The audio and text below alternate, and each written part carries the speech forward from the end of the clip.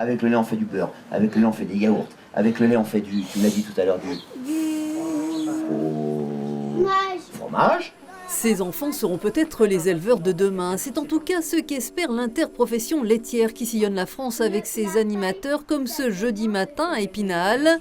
Le renouvellement des générations de paysans, c'est aussi une priorité pour le nouveau ministre de l'Agriculture du gouvernement d'Elisabeth Borne, Marc Fesneau, en visite dans les Vosges et qui a rencontré en premier les nombreux scolaires lors des ateliers proposés en parallèle des assises de la filière laitière française.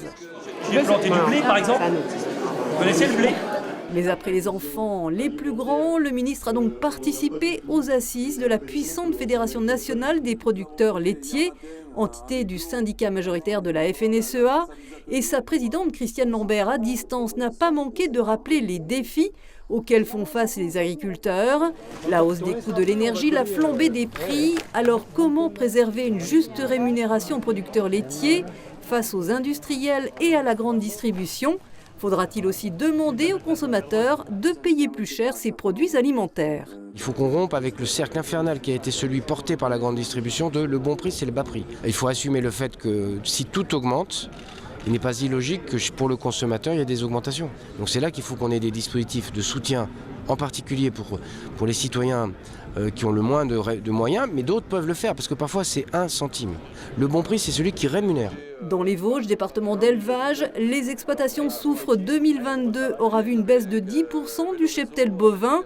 La FDSEA s'inquiète et demande le respect de la loi Egalim 2. Ce qu'on a demandé, c'est aussi le respect de la loi qui a été promulguée, les états généraux d'alimentation. Donc ils doivent partir de nos coûts de production afin de pouvoir nous payer nos produits quelque part à un prix qui nous permette effectivement de vivre de notre production. Donc ça, nous lui avons rappelé, nous lui avons aussi parlé des problématiques, on va dire plus locales, des problématiques départementales. Et voilà, on a eu une oreille effectivement attentive, mais pour autant, nous n'avons pas de réponse sur les sujets. Donc parce que c'est Bercy qui arbitre, parce que c'est voilà, donc c'est toujours un peu la même chose. Les éleveurs doivent aussi faire face à un autre sujet majeur. On l'a vu avec les sécheresses récurrentes, la gestion du risque climatique. On a mis en évidence que 2022 allait peut-être être une année normale d'ici 2050, c'est-à-dire le réchauffement climatique allait faire que 2022 serait peut-être une année normale. Donc ça veut dire que le travail que nous avons à faire, c'est de voir comment on fait évoluer nos exploitations. Le monde agricole demande de meilleures indemnisations, mais pour l'État, ce sera donnant-donnant. Qu'est-ce qu'il y a comme dispositif? 1, modifier le régime de l'assurance récolte, c'est ce qu'on a fait, avec un dispositif qui se mettra en place au 1er janvier 2023. 2, inciter les agriculteurs à changer de pratique. Et 3, en particulier sur le dérèglement climatique, la question de l'accès à l'eau. Sans eau, il n'y a pas d'agriculture.